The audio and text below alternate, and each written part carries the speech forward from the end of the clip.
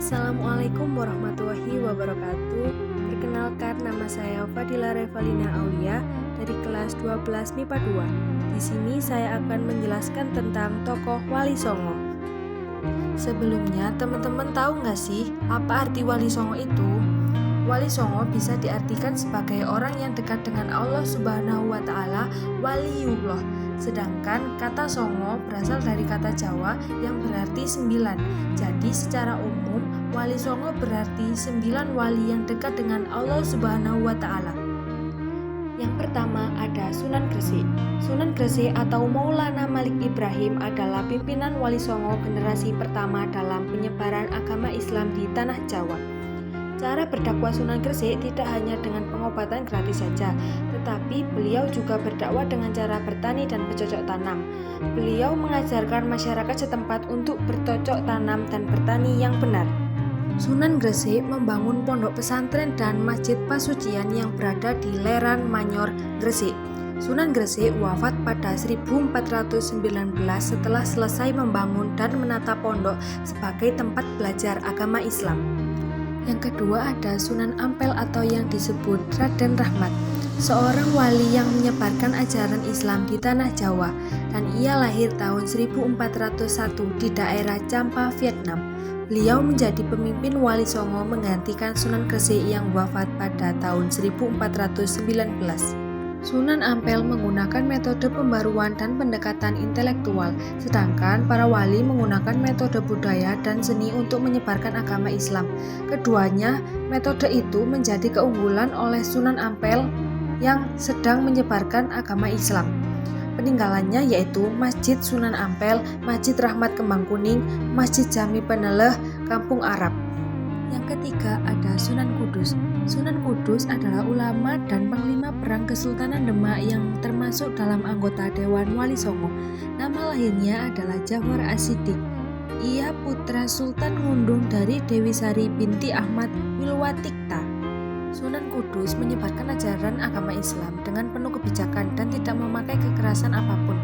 Sunan Kudus juga masih mempertahankan beberapa tradisi agama Hindu, contohnya masih melarang menyembelih sapi.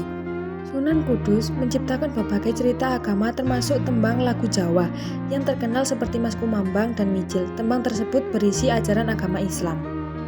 Yang keempat ada Sunan Giri. Sunan Giri adalah seorang wali Songo dan pendiri kerajaan Giri Kedaton yang kedudukannya di daerah Kabupaten Gresik. Sunan Giri membangun Giri Kedaton sebagai pusat penyebaran agama Islam di Pulau Jawa yang pengaruhnya sampai ke Madura, Lombok, Kalimantan, Sulawesi, dan Maluku. Sunan Giri memanfaatkan seni pertunjukan sebagai media menyebarkan Islam melalui pendidikan yang ditunjukkan di Giri Keraton, pesantren miliknya yang terletak di perbukitan Giri.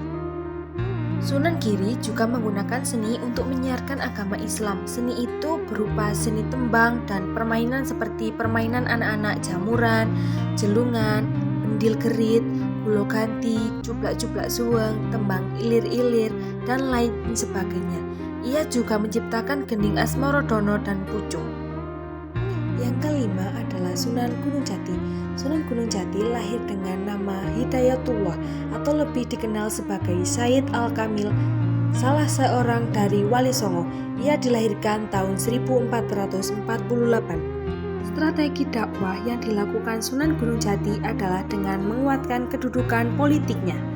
Ia menjalin hubungan dengan tokoh-tokoh berpengaruh di Cirebon, Banten, dan Demak untuk memuluskan dakwahnya. Peninggalan Sunan Gunung Jati: yang pertama, Masjid Agung Sang Cipta Rasa; yang kedua, senjata pusaka; yang ketiga, naskah Sunan Gunung Jati; yang keempat, botol kristal kuno; yang kelima, gamelan. Yang keenam ada Sunan Kalijaga. Sunan Kalijaga merupakan waliullah yang tergabung dalam anggota Dewan Wali Songo. Beliau dikenal sebagai wali yang berperan penting dalam penyebaran agama Islam di Pulau Jawa. Selain menjadi ulama, juga menjadi penasihat keraton, seniman, dan arsitek yang ulung. Sunan Kalijaga sangat toleran pada budaya lokal. Dakwanya melakukan kesenian wayang. Kejeniusan Sunan Kalijogo dalam berdakwah agama Islam dilakukan dengan cara mengakulturasi kesenian wayang.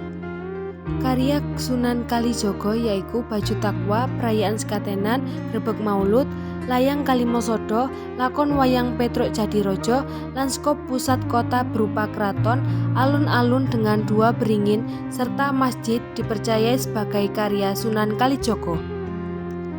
Yang ketujuh ada Sunan Muria. Sunan Muria adalah ulama yang termasuk dalam anggota Dewan Wali Songo. Nama lahirnya adalah Umar Said. Ia adalah putra Sunan Kalijaga dan Dewi Saroh binti Maulana Ishak. Bentuk perjuangan dari Sunan Muria dalam menyebarkan ajaran agama Islam yaitu dengan berdakwah dan mengkombinasikannya dengan kesenian, tidak berbeda jauh dengan ayahnya sekaligus gurunya yaitu Sunan Kalijaga. Sunan Muria mempunyai kemampuan untuk mendalang seperti ayahnya.